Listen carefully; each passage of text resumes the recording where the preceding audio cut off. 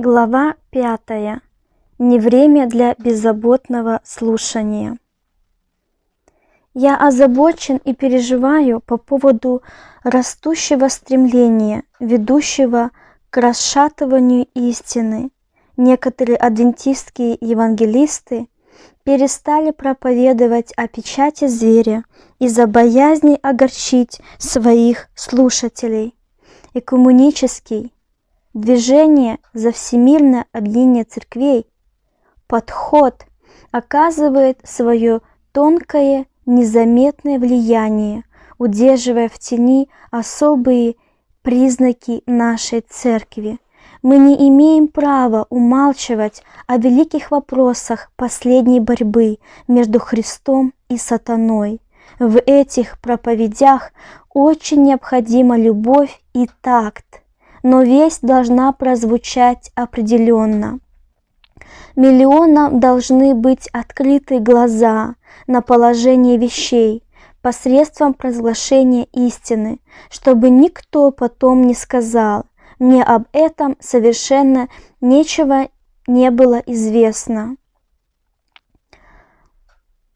Иногда кажется, что чем больше проповедник становится образованнее, тем больше он испытывает страха выступить в защиту истины. Можно ли добиться изысканных приемов высшей культуры общения с людьми и в то же самое время произнести обличающую истину? Я верю, что Бог дал нам ответ на этот вопрос.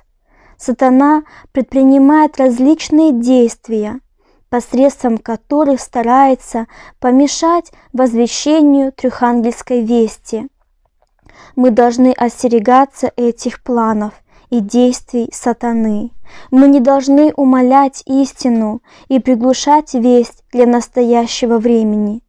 Трехангельская весть должна быть возвещена всем живущим на земле со всей силой и громким голосом.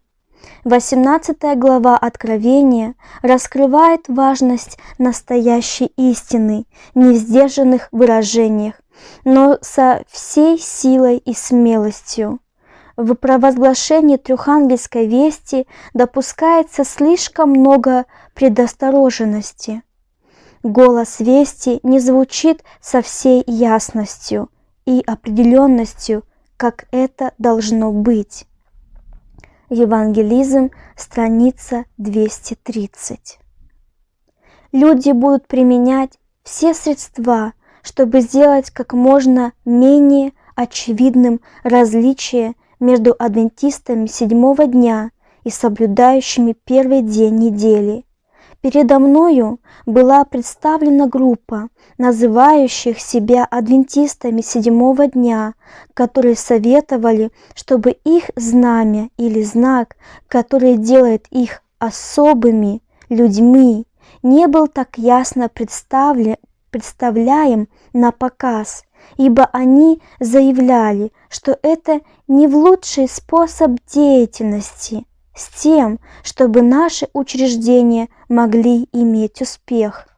Свидетельство, том 6, страница 144. Существует ли опасность, что мы можем так увлечься учреждениями и их работой, что внешние связи станут более важными для нас, чем возвещение истины для этих внешних? Очевидно для всех, что это происходит именно сейчас. Радиопередача «Удивительные факты» исключена из 4 радиостанций, находящихся в распоряжении адвентистских учебных заведений. Причиной прекращения радиопередачи является откровенный, нелицемерный подход в изложении последней вести предостережения.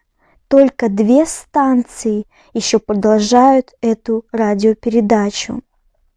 Вот выдержки из писем, которые послали управляющие тех станций, которые разорвали с нами договоры.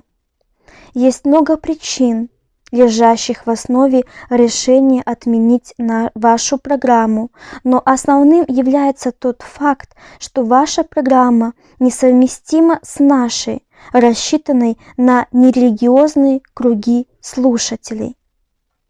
Мы первоначально понимали, что подход программы «Удивительные факты» не будет таким откровенным.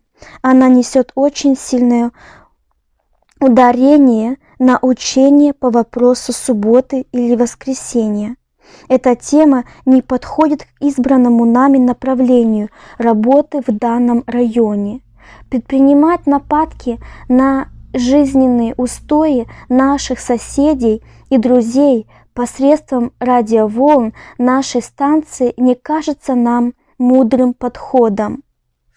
Просим извинения, мы более не можем продолжать транслировать программу «Удивительные факты».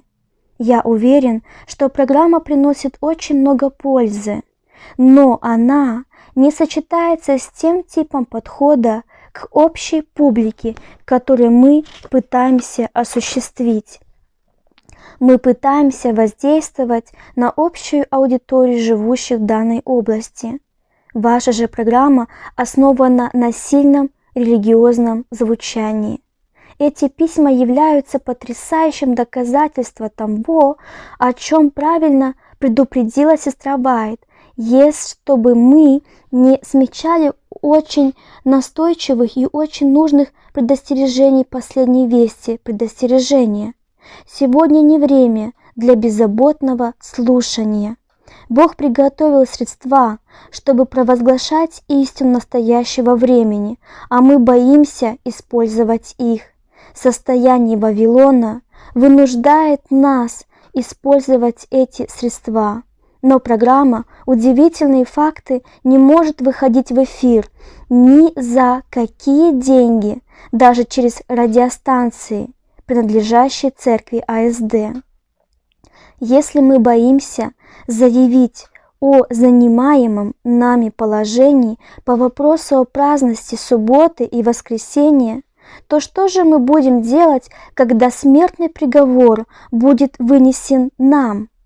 Сравнивая служение Илии и Иоанна Крестителя, сестра Уайт писала: «Многие из тех, кто заявляют, что верят истине, выражают свои подлинные чувства, когда говорят: зачем нам нужно было так прямо говорить? Они также удивляются, для чего Иоанну Крестителю нужно было говорить фарисеям: порождение ехидны, кто заставил вас бежать от будущего гнева? Зачем нужно было вызывать гнев Иродиады, говоря Ироду, что незаконно для него жить с женой его брата? Иоанн Креститель потерял свою жизнь за то, что так прямо говорил». В приближающемся кризисе, когда предостережение переходит в громкий клич, у нас есть обетование. Недалек тот час, когда будет испытана каждая душа. В час наибольшей опасности Бог Илии поднимает своих вестников, и ничто не заставит умолкнуть их голос. В больших городах земного шара и во всех местах, где так поносилось имя Всевышнего, раздастся голос сурового обличения. Посланные Богом люди смело выступят вперед и разоблачат соединение церкви с миром. Они будут искренне призывать всех людей оставить человеческие постановления и начать соблюдать истинную субботу. Пророки и цари, страница 187. Нуждается ли теперь народ Божий в предостережениях об опасности несвятого союза церкви и мира? Мы уже видели, что ошибки нового богословия – это прямое перерастание в такой союз. Некоторые адвентистские проповедники боятся, что темы учения реформаторской, преобразующей вести или проповеди об освящении могут быть раскриптованы как резкий и лишенный любви. Призывая людей очиститься от мирских влияний, можно очень быстро быть заклейменным, как взявшим направление на свои дела. Может ли Бог что-либо говорить тем стражам, которые боятся предупреждать людей против совершения известного греха? Эта добродушная религия, беззаботно смотрящая на грех и размышляющая только о любви Божией грешнику, воодушевляет нечестивых поверить, что Бог спасает их, несмотря на то, что они продолжают грешить. Это тот путь, который ищут многие, заявляющие, что верят истине настоящего времени. Должно быть напряжение каждого нерва и мускула, бодрствование духа, чтобы оставить мир с его обычаями, поступками и его модой. Избранные вести, том 3, страница 155. Сестра Уайт под прямым воздействием Святого Духа написала сотни страниц важнейших советах и предостережений по этому самому вопросу о понижении высоких духовных требований. Она не боялась обвинений, что кто-то может обидеться на ее прямые слова. Она писала: «Брат К. советует, что народу намного больше нравится, если я буду говорить менее об обязанностях и долге, а больше о любви к Иисусу. Но я избираю говорить то, на что воодушевляет меня Господь. Господь знает лучше, в чем нуждается этот народ. Я говорю о вести Исаии в 58 главе. Я совсем не обхожу острых углов». Избранные вести, том 3, страница 64.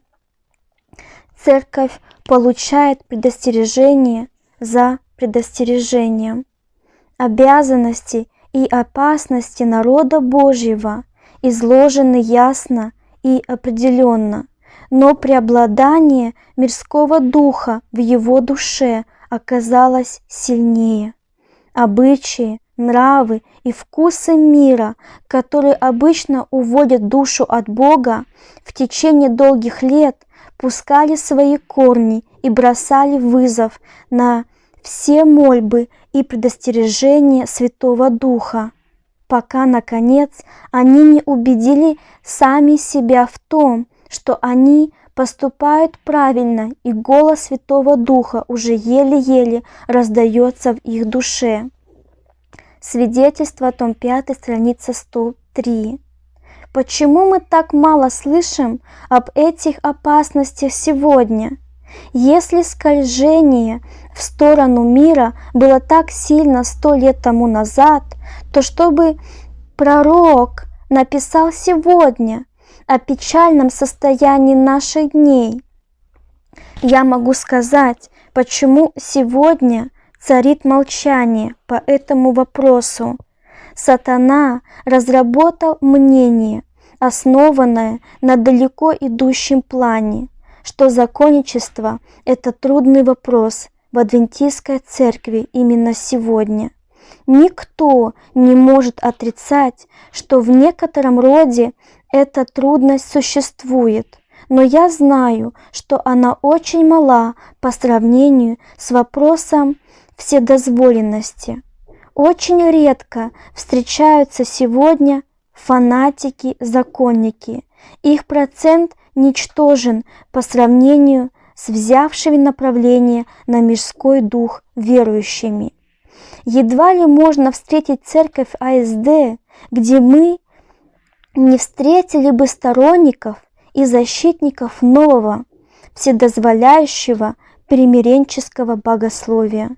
Насущная нужда сегодня противостоять скатыванию к проповедям дешевой милости.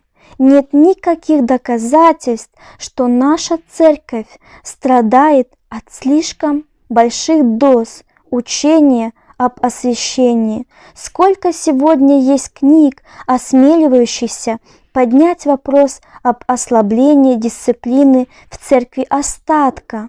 Этих книг практически совсем нет. Мы завалили наш народ книгами о вере, оправдании, о любви, самодостоинстве и прощении. В этом нет ничего плохого, но эти темы важны. Но почему мы не уравновешиваем положение и не говорим об освящающем действии истинного оправдания? Ответ может быть двояким. Несомненно, большинство наших писателей и редакторов признают, что адвентисты седьмого дня слишком направлены на дела, а многие другие боятся, что будут заклеймены законниками, если будут писать об освящении и законе. Между тем, наш народ гибнет из-за нужды в настоящих адвентистских проповедях по вопросу победы над грехом и о практическом благочестии. Сколько написано книг, чтобы противостоять проникновению мирского духа в церковь остатка, рассматривая соотношение важности вопроса и количество страниц, посвященных ему в духе пророчества, можно сделать вывод, что должно быть много и других книг, посвященных этому вопросу. Если вы хотите видеть практические результаты нашего пренебрежения к предостережениям и советам по этому вопросу в наших проповедях, то посмотрите на членов, приходя в адвентистскую церковь. Лагерное собрание также может быть хорошим образцом, где можно сделать для себя ценные выводы. Что же вы можете на них увидеть? Несмотря на то, что это религиозное собрание, напрасно вы будете искать большую разницу во внешнем виде этих людей и тех, которые ходят по улицам Вавилона. На одном недавнем лагерном собрании прекрасная мать-христианка поделилась своими переживаниями со мной о дочери-подростке, которая, подражая миру, оделась в очень тесные джинсы. Мать ее была недавно обращенной, а муж – коммунистом, не верящим даже в Бога. И все же он серьезно возражал против вызывающей одежды своей дочери. Наша обращенная была крайне озадачена тем, что духовные руководители ее новой церкви даже, кажется, и не усматривали никакого нарушения приличия, которое ее муж-атеист видел ясно. Какое объяснение еще можно дать слепоте, представленной перед миром таким отношением? И мы становимся еще слепее, когда стараемся быть более терпеливым к тому, о чем наверняка знаем, что это неправильно. Не так давно отдел миссионеров-добровольцев Генеральной конференции принял твердое решение против совместного купания юношей и девушек во время молодежных встреч. Но это решение пренебрегается не только молодежью, но даже сами служители участвуют в таком купании в увеселительных загородных прогулках и экскурсиях. Очень мало проповедников рассматривают такие поступки как недозволенные и не соответствующие их святому призванию. Некоторые работники рассматривают повеление, написанное в Исходе 20:26, как оставляя остающиеся в силе для служителей церкви и сегодня, и не входи по ступеням к жертвеннику моему, чтобы не открылась при нем нагота твоя». Я думаю, что это довольно-таки правильное повеление, предостерегающее от тревожного вторжения мира в церковь. Мы настолько приспособились к мирскому духу, что не признаем и не видим наше отступление от истинных основ христианского поведения. А тех, кто это видит, часто обвиняют в фанатизме или обладании злыми намерениями. Легко понять, почему они будут вынуждены уходить в сторону, обвиненные в таких отвратительных нечестиях.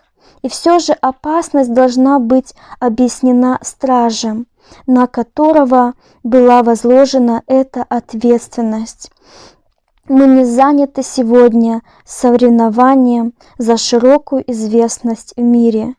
Истина должна быть возвещена, невзирая на то, будет она принята или нет.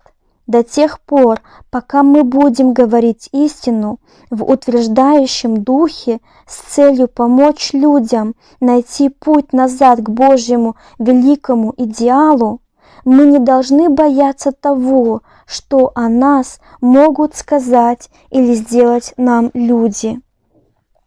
Подлинная трудность заключается в том, что продолжающееся вторжение мира в церковь так повлияло на многих наших членов, что они теперь не в состоянии произвести различие между истиной и заблуждением. С великой искренностью они противостоят работе реформы в церкви, говоря: «Я ничего не вижу плохого в том, что делаю. Нет более безнадежного состояния, чем это. Только Святой Дух может открыть глаза тем, которые даже не знают, что они слепы. Если бы они только признали свою нужду, свои грехи и свою слепоту, они бы искали исцеление».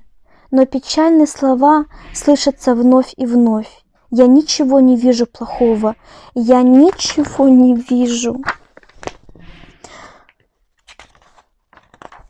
Участие нашего народа в мирских делах привело к отмене молитвенных собраний во многих церквах АСД по всему земному шару. Мы слишком заняты на работе, дома и не находим времени для еженедельного общения с членами церкви и для молитвы. Молодежные собрания стали дорогим воспоминанием прошлого в большинстве наших церквей. Церковные служебные извещения заполнены сведениями о финансовой, строительной и всей другой деятельности, которая в основном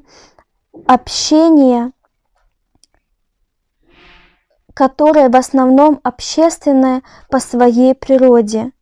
Как жаль, что изучение Библии и молитвенные собрания занимают последнее место в длинном списке деятельности церкви. Но в вихре восхитительной активности церковь зачисляется в разряд высоко успешных, где наша задача – это охватить и занять каждого члена. Но чем занять? Несомненно, это не евангелизм и не приобретение душ. Несколько недель тому назад я видел, как 40 или 50 членов церкви пришли на евангельское собрание в полупустой зал, где было несколько неверующих. А где же остальные 750 членов церкви, которая проводила эту евангельскую программу? Я мог понять в тот вечер, почему прекращены молитвенные собрания в этой церкви, почему наш народ не ощущает благоговейного трепета, живя в эти дни суда.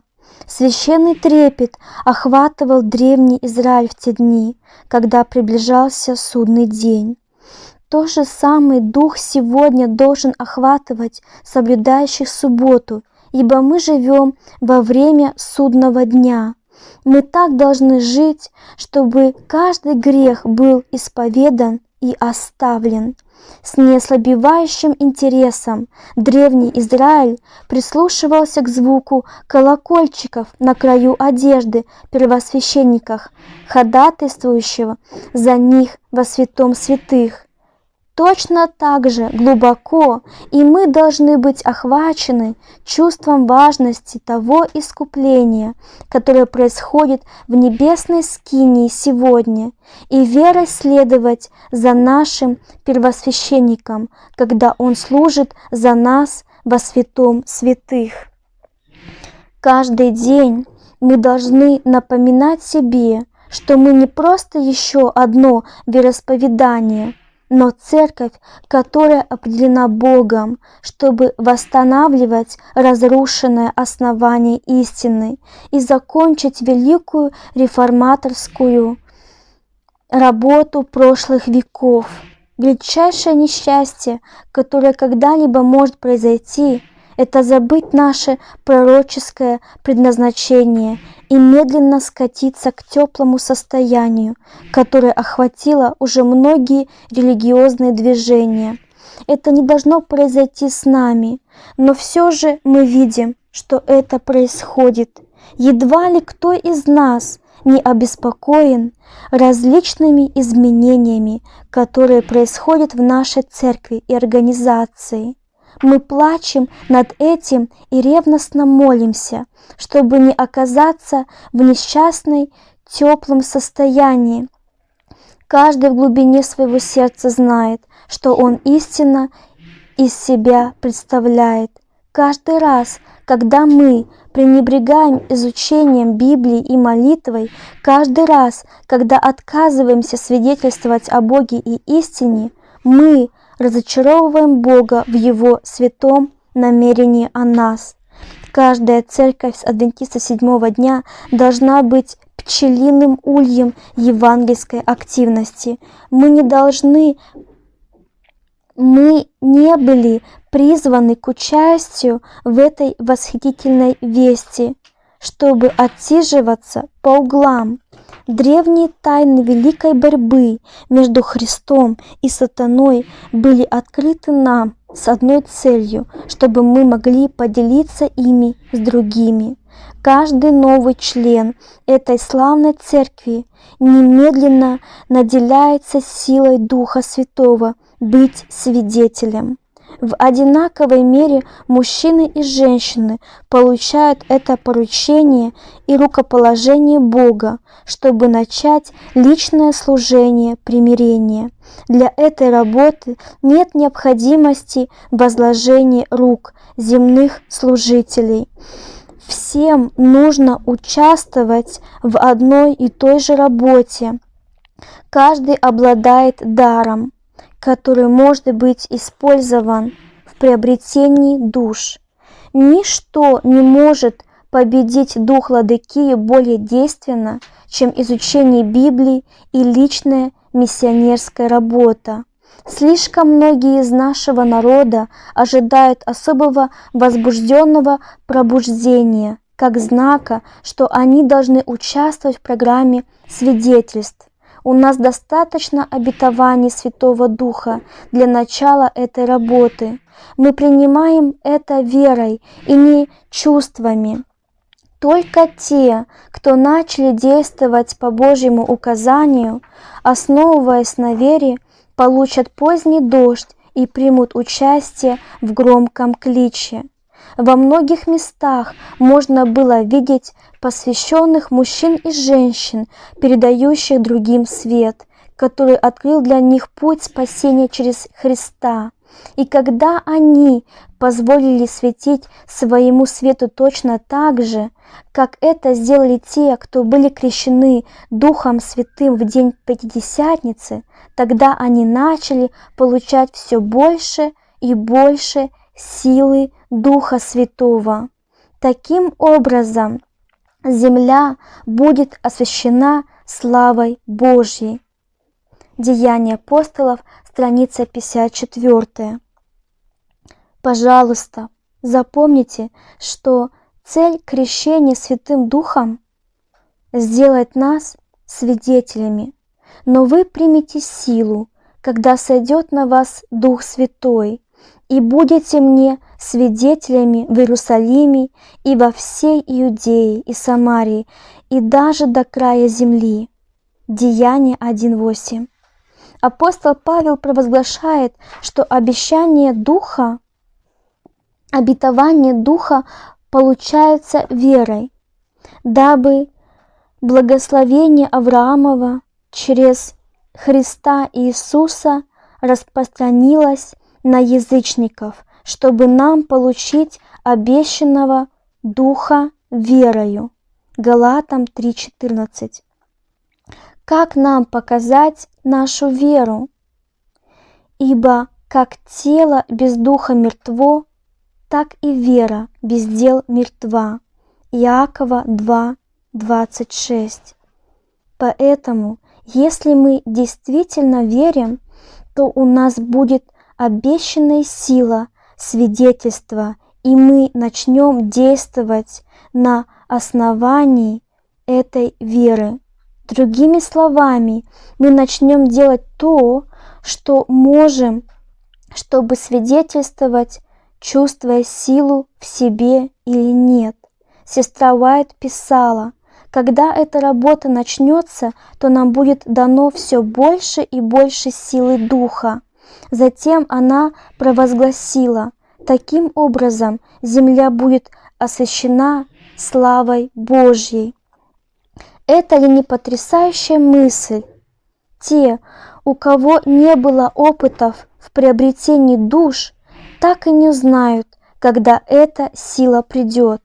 Только те, кто это испытали, будут приготовлены получить поздний дождь и участвовать в громком кличе. Поэтому неудивительно, что сатана хочет занимать церковь остатка любыми делами, лишь бы не дать ей возможность заниматься приобретением душ. Он будет увеличивать ослепление и число ослепленных мирскими увлечениями, чтобы держать членов церкви подальше от той работы, которая приготовит их к громкому кличу. Как больно смотреть на духовный паралич, который поразил многих святых в тот критический час истории. Звук трубы прямого свидетельства звучит все тише и тише, а мирской дух все глубже и глубже проникает в церковь. Даже люди, находящиеся вне церкви, видят и понимают это тревожное состояние. Пример. В октябре 1984 года в журнале «Христианство сегодня» бывшая член церкви адвентиста седьмого дня Джоан Кравин описывает изменения, которые произошли в среде так называемых старомодных субботников, провозглашавших, что суббота – это печать живого Бога, а празднование воскресения – печать зверя.